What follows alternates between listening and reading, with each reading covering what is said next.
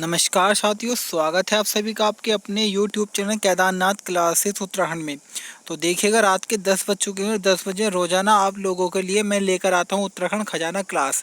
इससे पहले इस क्लास में हमने ज्योग्राफी चला रखी थी और आज मैं संविधान के क्वेश्चन आपके पास लेकर आया हूं, क्योंकि लगातार छात्र कमेंट कर रहे थे कि सर पॉलिटी के क्वेश्चन भी लाइएगा। तो आज का टेस्ट संविधान का होने वाला है। रात के 8 बजे मैंने शाम 7 बजे एक क्लास चलाई है परीक्षा वाणी का रिवीजन, उसको भी आप देखें, काफ़ी महत्वपूर्ण है वो क्लास आपके आगामी परीक्षाओं के लिए। और आज की इस वीडियो में लगभग आपके 34 क्वेश्चन होने वाले हैं। टारगेट है 30 क्वेश्चन मिनिमम आपके आने ही चाहिए। बाकी कितने आपके मार्क्स हैं आप कमेंट करके बताएं। चलिएगा, शुरुआत करते हैं आज की इस वीडियो की। क्वेश्चन नंबर 1 है, भारत छोड़ो आंदोलन के बाद महात्मा गांधी को कहाँ कैद करके रखा गया था। तो देखिएगा, भारत में आपका हम ब्रिटेन वालों के गुलाम रहे थे। तो इसी को देखते हुए भारत में एक आंदोलन चला था 9 अगस्त 1942 को, जिसे नाम दिया गया था भारत छोड़ो आंदोलन। तो इस आंदोलन के तहत जब ये आंदोलन चला आपका 9 अगस्त 1942 को, तो महात्मा गांधी जी ने इसमें करो या मरो का नारा दिया था। और बड़े बड़े नेता हों, चाहे वो राजेंद्र प्रसाद जी हो, नेहरू जी हो, सरोजिनी नायडू जी हो, इन सभी ने अपना सहयोग दिया था। तो अंग्रेजों ने एक अभियान चलाया, एक ऑपरेशन चलाया, ऑपरेशन जीरो हावर, जिसके तहत भारत छोड़ो आंदोलन के जो बड़े बड़े नेता थे उन सभी को पकड़कर जेल में डाल दिया कि जब बड़े नेता जेल में होंगे तो अन्य जो जनता होगी वो कुछ कर ही नहीं सकती है। तो इसी को देखते हुए महात्मा गांधी जी को आपके आगा खां पैलेस में कैद किया गया था। तो क्वेश्चन नंबर 1 का आंसर आपका बी हो जाएगा।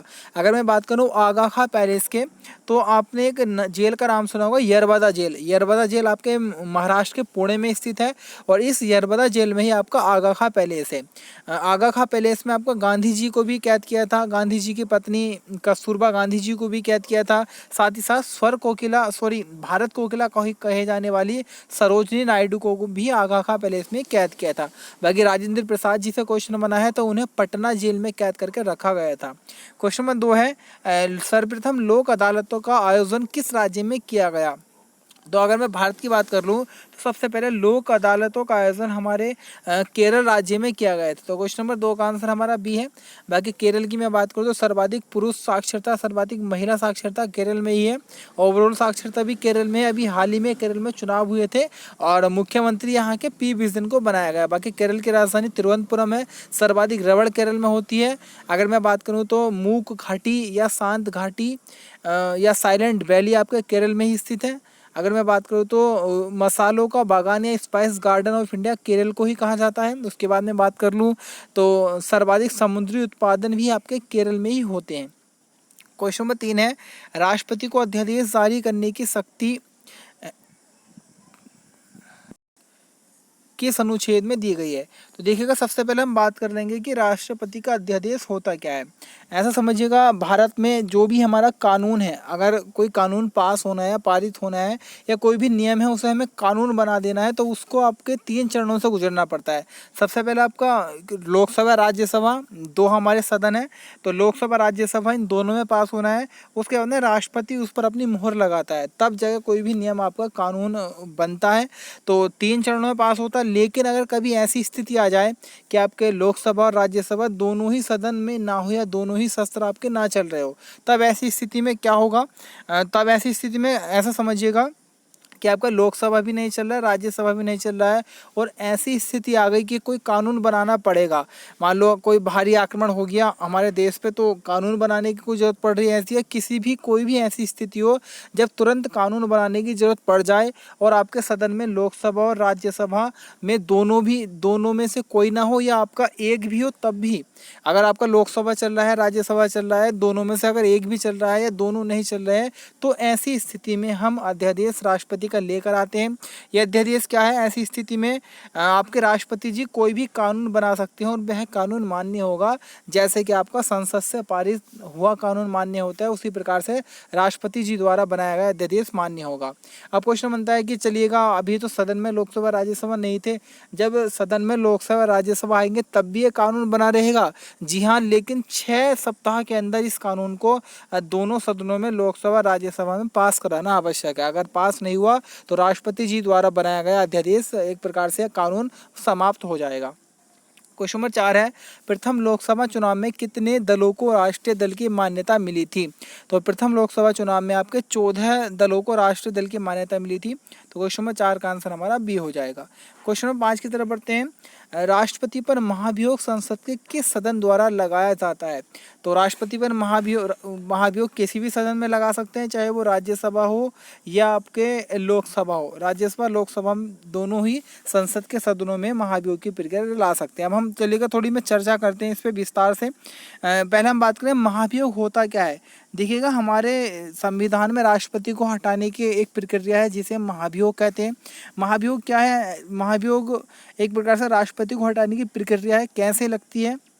तो आपको महाभियोग लोकसभा या राज्यसभा में कहीं भी आ सकता है, लेकिन कैसे कैसे प्रक्रिया, ऐसा समझिएगा कि लोकसभा में सबसे पहले राष्ट्रपति को हटाने का महाभियोग लाया गया। तो सबसे पहले एक मैं कह दूं प्रारूप तैयार करते हैं। मान लो लोकसभा से आपका प्रारूप रखा गया है कि महाभियोग की प्रक्रिया प्रारंभ की गई लोकसभा से। तो एक प्रारूप बनेगा। सबसे पहले इस प्रारूप को लोकसभा के 1/4 सदस्यों से पास कराना होगा। समझिएगा, लोकसभा में अगर 4 सांसद हैं तो अगर एक ने कहा कि भाई राष्ट्रपति को हटा दो, तो सबसे पहले एक प्रारूप बन के तैयार हुआ।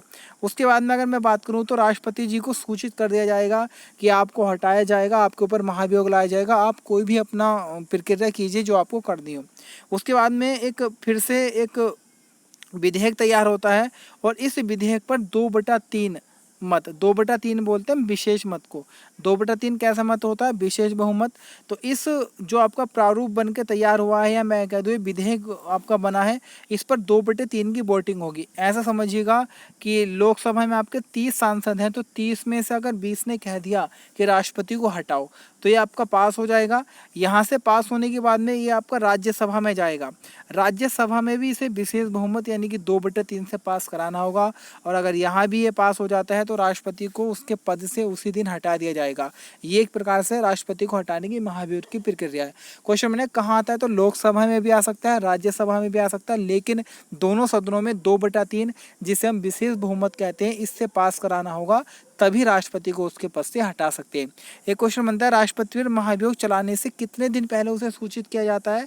तो 14 दिन पहले राष्ट्रपति महोदय जी को सूचित किया जाता है उनके पद से या उनके ऊपर महाभियोग लगाने से पहले। बाकी महाभियोग की प्रक्रिया संविधान के अनुच्छेद 61 में वर्णित है, राष्ट्रपति पर महाभियोग। क्वेश्चन नंबर 6 है, दल बदल विरोधी विधेयक किस प्रधानमंत्री के समय पारित हुआ? तो दल बदल विधेयक जो आपका पारित हुआ था वह राजीव गांधी जी के समय पास हुआ था। संविधान में संशोधन किया गया, 52वां संविधान संशोधन, जो कि 1985 में लाया गया था। और इसी समय आपका एक नियम बना दिया गया, दल बदल विरोधी। अगर कोई विधायक या सांसद किसी दल को बदलकर दूसरे दल में जाता है तो उसकी सदस्यता को रद्द किया जा सकता है, लेकिन उसकी कुछ कंडीशन होती है, उनको फॉलो अगर किया जाता है तब। बाकी राजीव गांधी के समय में हुआ था 1985 52वां संविधान संशोधन। क्वेश्चन नंबर 7 है, मंत्रिपरिषद का उल्लेख किस अनुच्छेद में है?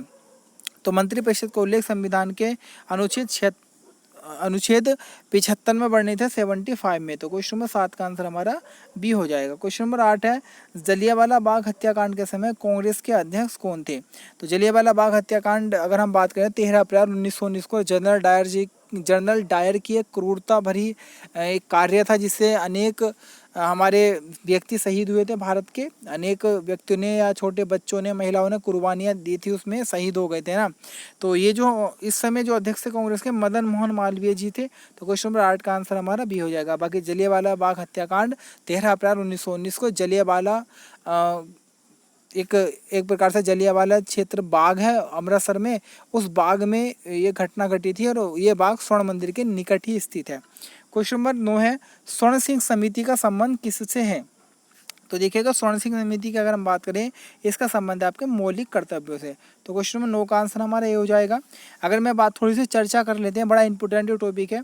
अगर हम बात करें, देखिएगा, मौलिक कर्तव्य और मूल अधिकार दोनों ही अलग अलग है। मूल अधिकार हैं हमें जो अधिकार मिले हैं, जैसे अगर मैं बोल रहा हूँ तो मुझे बोलने का अधिकार, मुझे शिक्षा प्राप्त करने का अधिकार, मुझे कहीं भी घूमने का अधिकार, कोई भी संघ संगठन बनाने का अधिकार, ये क्या है? मेरे मूल अधिकार है जो जन्म सिद्ध मिले हैं। बाकी मूल कर्तव्य है, हर एक व्यक्ति का अपना अपने कर्तव्य है देश की गरिमा को उठाने का। कई प्रकार के कर्तव्य, जैसे मैं अपने संविधान का सम्मान करूँ, मुझे अपने झंडे तिरंगे का सम्मान करना चाहिए, और पर्यावरण को सुरक्षित रखना चाहिए, जीव जंतुओं को सुरक्षित रखना चाहिए। ये कर्तव्य हैं जो भारत का एक नागरिक है उसके कर्तव्य होते हैं। अगर मैं बात करूँ स्वर्ण सिंह समिति के बारे में तो देखिएगा जब हमारा संविधान बना उस समय हमारे संविधान में कोई भी मूल कर्तव्य नहीं था, मैं कहता हूँ 0 मूल कर्तव्य थे। उसके बाद में कांग्रेस सरकार ने 1976 में एक समिति का निर्माण करा जिसका नाम था सरदार स्वर्ण सिंह समिति। इस स्वर्ण सिंह समिति की रिपोर्ट के आधार पर ही हमारे देश में मूल कर्तव्यों को लागू किया गया था। हालांकि अगर मैं बात करूं स्वर्ण सिंह समिति के बारे में तो इसने कुल 8 मूल कर्तव्यों को दिया था, लेकिन भारतीय संविधान में 42वां संविधान संशोधन किया गया 1976 में, और इस 42वें संविधान संशोधन 1976 के द्वारा हमारे संविधान में जो मूल कर्तव्य जोड़े गए तो वह कुल 10 जोड़े गए थे। तो स्वर्ण सिंह समिति ने 8 मूल कर्तव्यों का सुझाव दिया था, लेकिन 42वें संविधान 1976 से कितने मूल कर्तव्य जोड़े गए? 10। लेकिन वर्तमान में जो मूल कर्तव्यों की संख्या है वो हमारी 11 हो जाती है। 11 मूल कर्तव्य वर्तमान में है। 11वां मूल कर्तव्य बड़ा इंपॉर्टेंट है। 11वां मूल कर्तव्य है आपका 86वां संविधान संशोधन जो कि 2002 में हुआ था, इसके तहत जोड़ा गया। इसमें बताया गया है 6 से 14 वर्ष की आयु के जो बच्चे हैं उन्हें शिक्षा देना या उन्हें शिक्षा दिलाना उनके माता पिता या उन्हें अगर कोई उनका संरक्षण करता है, उन्हें पालता है तो उसका कर्तव्य होगा। उसके बाद अगर मैं बात करूँ मूल कर्तव्य के बारे में तो देखिएगा मूल कर्तव्य भारतीय संविधान के अनुच्छेद 51 के क और भाग 4 के क में वर्णित है। भारतीय संविधान में मूल कर्तव्यों को रूस या सोवियत संघ से ग्रहण किया गया था और वर्तमान में इनकी संख्या 11 है। मूल संविधान में 0 थी। 1976 में 10 मूल कर्तव्य जोड़े गए थे। क्वेश्चन नंबर 10 है 14 सूत्री प्रस्ताव किस रिपोर्ट के विरुद्ध था? जो 14 सूत्री प्रस्ताव जो अगर हम बात करें तो ये था आपका नेहरू रिपोर्ट के विरुद्ध में। तो क्वेश्चन नंबर आपका 10 का आंसर भी हो जाएगा 14 सूत्री प्रस्ताव किस रिपोर्ट के विरुद्ध था?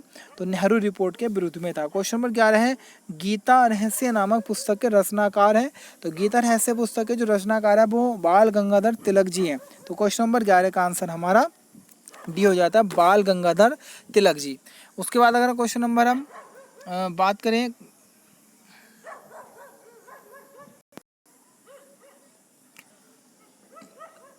क्वेश्चन नंबर 12 है संविधान के किस भाग में नागरिकता का प्रावधान है? तो संविधान के भाग 2 में नागरिकता का प्रावधान है। तो क्वेश्चन नंबर 12 का आंसर हमारा डी हो जाएगा। अगर मैं भारत के बारे में बात करूँ तो हमारी नागरिकता एकल नागरिकता है। एकल नागरिकता का उद्देश्य है कि यहाँ पर केंद्र और राज्यों की अलग अलग नागरिकता नहीं है। एक नागरिकता होती है दोहरी नागरिकता। जैसा अगर हम बात करें तो पहले जम्मू कश्मीर में 2 प्रकार की नागरिकता थी, एक राज्य की अलग थी और एक केंद्र की अलग थी। लेकिन वर्तमान में अब हमारे जो देश है इसमें एकल नागरिक पहले भी एकल नागरिकता थी जम्मू कश्मीर को छोड़ के। एकल नागरिकता का मतलब है सिर्फ केंद्र की नागरिकता, और दोहरी नागरिकता का अर्थ है राज्य की अलग और केंद्र की अलग। और हमारे संविधान के भाग 2 में 5 से 11 के मध्य नागरिकता का उल्लेख है।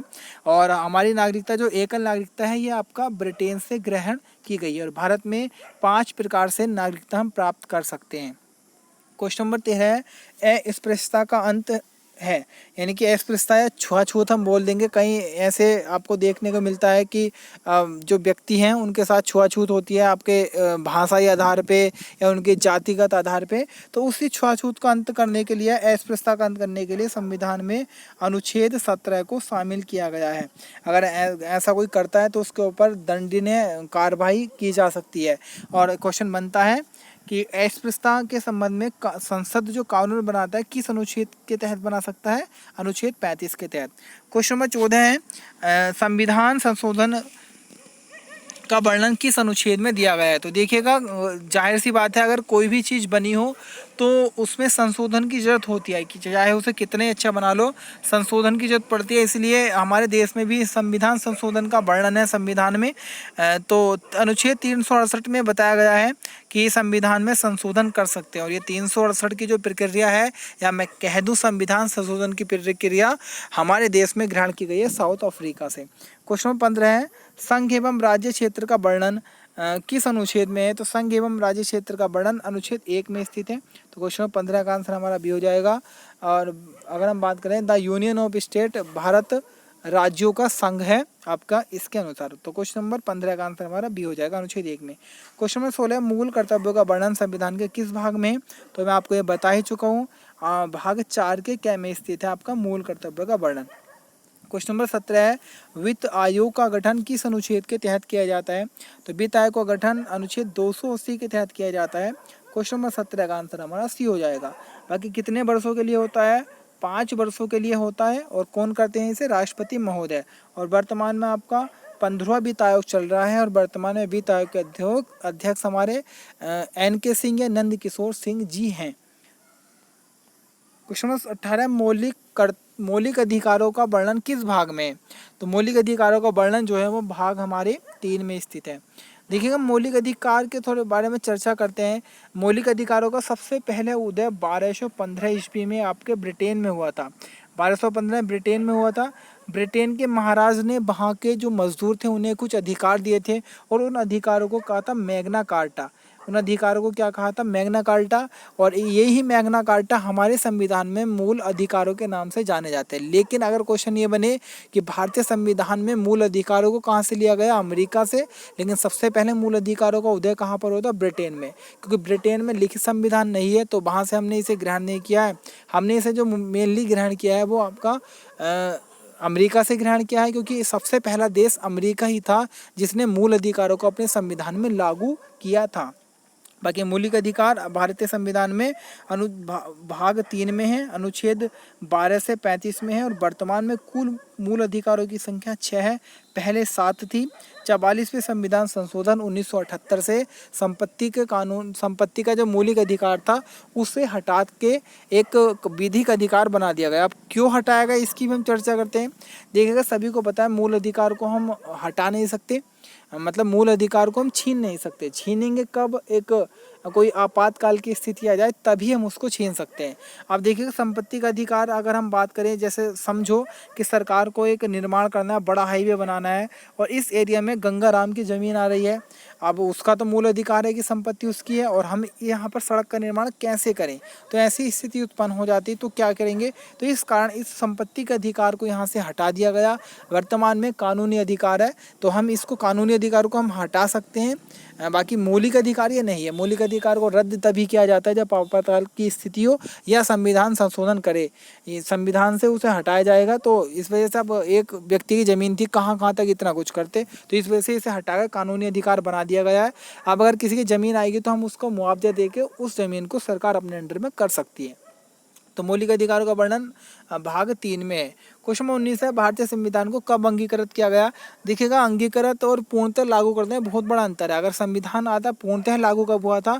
26 जनवरी 1949 को। और अंगीकृत कब किया गया था? 26 नवंबर 1949 को। और भारतीय संविधान में के कुल 15 अनुच्छेदों को इस दिन लागू कर दिया गया था। और अगर हम बात करें पूर्णतः लागू कब हुआ था हमारा? 26 जनवरी 1950 को। क्वेश्चन 20 है, कांग्रेस के किस अधिवेशन में स्वराज की मांग की गई थी? तो कांग्रेस के कोलकाता अधिवेशन में वर्ष 1906 में स्वराज की मांग की गई थी दादा भाई नौरोजी के द्वारा। और पूर्ण स्वराज आए तो लाहौर अधिवेशन 1929 जवाहरलाल नेहरू। लेकिन यहाँ पर बात चले स्वराज की तो दादा भाई नौरोजी कोलकाता अधिवेशन 1906 करेक्ट आंसर हो जाएगा। क्वेश्चन नंबर 21 है, अनुच्छेद 214 में किसके गठन का वर्णन किया गया है?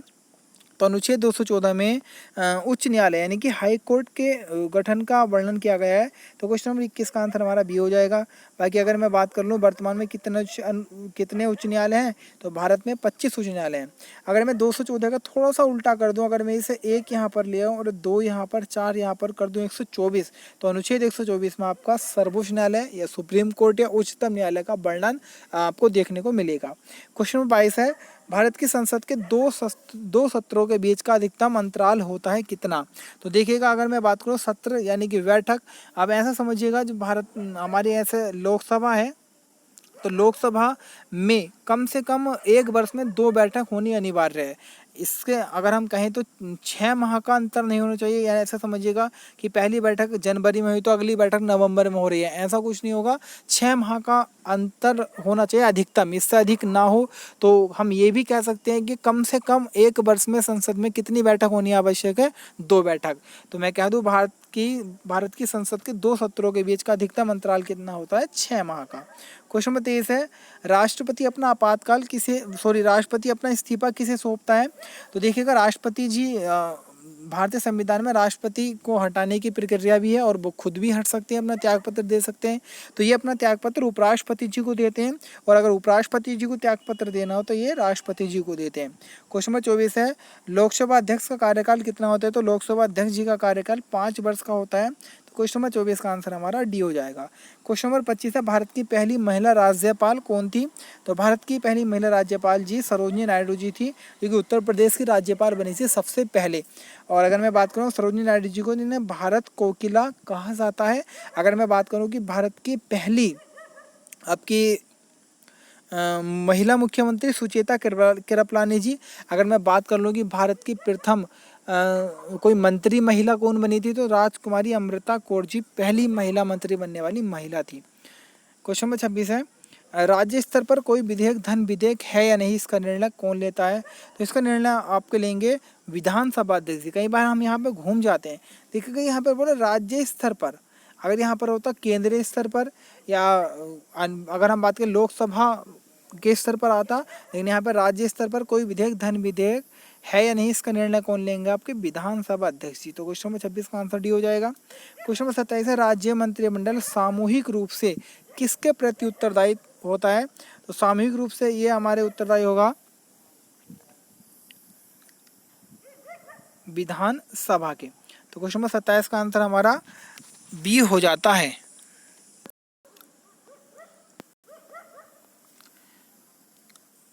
अगर हाँ बी आंसर भी हो जाएगा आपका, राज्य मंत्रिमंडल में सामूहिक रूप से राज्य मंत्रिमंडल सामूहिक रूप से किसके प्रति उत्तरदायी होता है? तो विधानसभा का। ऑप्शन बी हमारा सही है। क्वेश्चन नंबर 28 है, 11वीं अनुसूची का संबंध किससे है? तो देखिएगा 11वीं अनुसूची का संबंध हमारे पंचायती राज से बताया गया है। तो क्वेश्चन नंबर 28 का आंसर हमारा सी हो जाएगा। बाकी अगर मैं बात करूँ तो पंचायती राज मंत्री वर्तमान में हमारे हैं नरेंद्र सिंह तोमर जी। अगर मैं बात कर लूँ पंचायती राज के बारे में, तो सबसे पहले पंचायत राज आपका मैं कह दूँ पंचायती व्यवस्था लागू की गई थी आपके राजस्थान के नागौर ज़िले में पंडित जवाहरलाल नेहरू जी के द्वारा। बाकी अनुसूची 12 आएगी, तो अनुसूची 12 में आपका नगर पंचायत या मैं कह दूँ शहरीकरण एक प्रकार से उसका वर्णन है। क्वेश्चन 29 है, राज्यपाल विधानसभा के में किस अनुच्छेद के तहत एंग्लो इंडियन सदस्यों की मनोनीत करता है? तो देखिएगा यहाँ पर चर्चा चल रही है आपके राज्यपाल की और विधानसभा की, तो मैं थोड़े से 3 अनुच्छेद आपको बता देता हूँ। देखिएगा 331 अनुच्छेद और आपका 333 अनुच्छेद। अगर मैं बात करूँ 331 में, तो लोकसभा में एंग्लो इंडियन, लोकसभा में 2 एंग्लो इंडियन चुने जाते हैं, तो लोकसभा में एंग्लो इंडियन आएगा तो अनुच्छेद 330, और राज्य की आपकी जो विधानसभा होती है राज्य विधानसभा में एंग्लो इंडियन आएगा तो अनुच्छेद 333 का वर्णन। तो क्वेश्चन नंबर 29 का आंसर हमारा भी हो जाएगा कि राज्यपाल विधानसभा में किस अनुच्छेद के तहत एंग्लो इंडियन सदस्यों को मनोनीत करता है? तो अनुच्छेद 333। क्वेश्चन नंबर 30 है, पूर्णतः गैर कांग्रेसी प्रधानमंत्री कौन थे? तो पूर्णतः गैर कांग्रेसी प्रधानमंत्री हमारे अटल बिहारी वाजपेयी जी थे। तो क्वेश्चन नंबर 30 का आंसर हमारा भी हो जाएगा। देखिएगा अगर मैं बात करूं कि क्वेश्चन बनेगा कि पहले गैर कांग्रेसी पीएम, तो आपके हो जाएंगे मोरारजी देसाई, लेकिन ये इन्हीं में से निकले थे मोरारजी देसाई जी भी। उसका क्वेश्चन बनेगा पूर्णतः प्रथम गैर कांग्रेसी प्रधानमंत्री अटल बिहारी वाजपेयी। उसके बाद क्वेश्चन बनेगा प्रथम गैर कांग्रेसी प्रधानमंत्री जिन्होंने अपना कार्यकाल पूरा किया, तो भी अटल बिहारी वाजपेयी 5 वर्ष का कार्यकाल पूरा किया था। मोरारजी देसाई मात्र 2 या 3 वर्ष के लिए रहे थे। उसके बाद क्वेश्चन बनेगा कि द्वितीय गैर कांग्रेसी प्रधानमंत्री जिन्होंने अपना कार्यकाल पूरा किया, तो वो हैं आपके वर्तमान प्रधानमंत्री नरेंद्र मोदी जी। क्वेश्चन नंबर 31 है, राज्य मंत्री परिषद का प्रधान कौन होता है? तो राज्य मंत्री परिषद का जो प्रधान होता है तो वो हमारे मुख्यमंत्री जी होते हैं। तो क्वेश्चन नंबर 31 का आंसर हमारा सी हो जाएगा। क्वेश्चन नंबर 32 है, राज्य विधानमंडल का निम्न सदन है। तो देखिएगा अगर मैं थोड़ी सी आपके सामने चर्चा कर दूँ 1 मिनट में, तो ऐसा समझिएगा ये आपका केंद्र है और ये आपका राज्य है। केंद्र में राष्ट्रपति, राज्य में राज्यपाल, केंद्र में मुख्यमंत्री, केंद्र में प्रधानमंत्री, राज्य में मुख्यमंत्री, केंद्र में आपके राज्यसभा और राज्य में आपके विधान परिषद, केंद्र में आपके लोकसभा, राज्य में आपके विधानसभा, केंद्र में आपके संसद, राज्य में आपके विधानमंडल। तो ये इस प्रकार से चलती है थोड़ी थोड़ी कहानियाँ केंद्र और राज्य के मध्य। तो यहाँ पर पूछा गया है राज्य विधानमंडल का निम्न सदन। आप देखिएगा संसद का निम्न सदन कौन है? लोकसभा है, और लोकसभा के समान आपके राज्यसभा में क्या है, लोकसभा के समान आपके राज्य में क्या है? विधानसभा है। तो हम कह सकते हैं राज्य विधानमंडल का निम्न सदन क्या है? विधानसभा। और केंद्रीय विधानमंडल का निम्न सदन क्या है? आपका लोकसभा। क्वेश्चन नंबर 33 है, संविधान की व्याख्या करने का अंतिम अधिकार किसे दिया गया है? तो संविधान की व्याख्या करने का अंतिम अधिकार सुप्रीम कोर्ट या उच्चतम न्यायालय को दिया गया है। तो क्वेश्चन नंबर 33 का आंसर हमारा डी हो जाएगा। क्वेश्चन नंबर 34 है, संघ शासित प्रदेशों से लोकसभा कितने प्रतिनिधि चुने जाते हैं? तो इसको अभी आप रखिएगा डाउट में स्टार बना के, क्योंकि अभी आपका संशोधन हुए थे संविधान में जम्मू कश्मीर इस वगैरह को लेकर, तो इसको बाद में चर्चा करेंगे। फिलहाल आपको इतने ही क्वेश्चन करने हैं। अगर वीडियो अच्छी लगी हो तो यार एक प्लीज़ कमेंट कर दीजिएगा, लाइक कर दीजिएगा, इतने मेहनत के बाद आपके लिए बनाता हूँ। बाकी शेयर कीजिएगा अधिक से अधिक, जितने भी आपके स्टडी रिलेटेड ग्रुप है शेयर कीजिएगा, कमेंट करते रहेगा, लाइक करते रहेगा। और अगर आप भाई नए हो तो जो भी भाई बहन नया है तो आपके लिखा हुआ आ रहा होगा केदारनाथ क्लासेस के आगे रेड कलर में सब्सक्राइब, अगर वो रेड में है तो अभी आपने सब्सक्राइब नहीं किया, वहाँ पर क्लिक कीजिएगा। साथ में बेल आइकन होगी, उस पर क्लिक करके ऑल कर दीजिएगा। बाकी हमारे चैनल सब्सक्राइब हो जाएगा अगर आपने अभी तक नहीं किया है तो। आज के लिए इतना, मिलेंगे कल फिर एक नवीनतम वीडियो के साथ। फिलहाल के लिए धन्यवाद।